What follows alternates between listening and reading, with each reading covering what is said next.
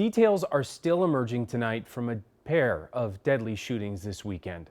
The first at Brown University, where 2 students were killed and 9 more were hurt. The manhunt for that shooter is still ongoing tonight. Now, the second shooting at Bondi Beach in Sydney, Australia, where 2 gunmen opened fire on a Jewish festival, killing 15 and hurting dozens more.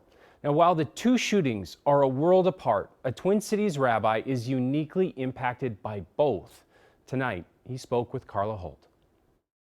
Hours before lighting the first candle of Hanukkah, It is our festival of lights. Rabbi Adam Spilker of Mount Zion reflects today on how this holiday follows the weekend of darkness. My wife and I were at home. Tragedies Rabbi Adam first learned about in his role as dad. And we received a text from our son saying that I'm safe. Aiden Spilker graduated from Brown University last year and is now working at the university as an artist in residence. The workshop shares space in the engineering building. It's right next to it. Meaning Aiden was just feet and moments away from where the shooting began. He almost was at the bathroom where the shooting was happening, but he had decided not to go out there because he wanted to finish his project.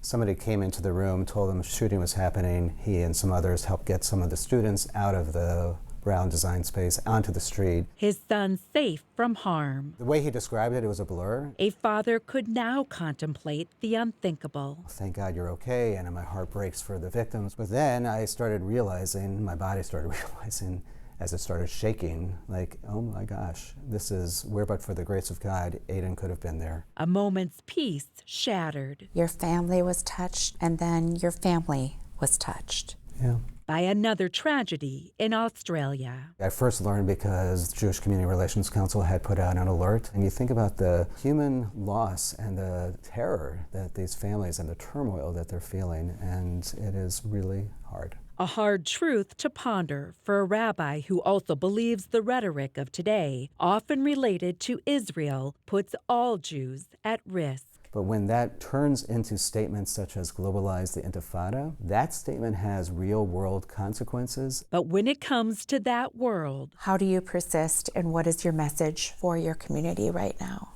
It's the one that doesn't change. It's the one that we are going to do, which is we're not stopping anything that we're doing. Rabbi Adam Spilker still believes in the light.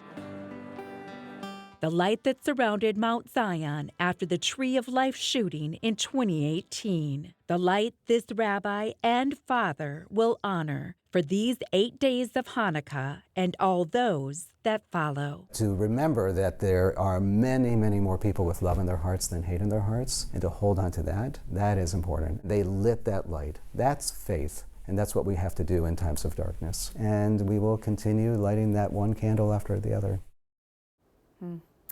Well, Rabbi Adam says it is critical to remember that right now there are no direct threats against our local Jewish community. That while dad and son they just continue reeling from both attacks.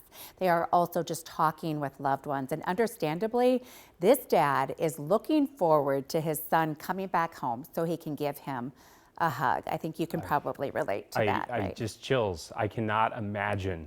And thank you for Rabbi Adam for just speaking on this, because I couldn't even get through it. Yeah, amen. All right.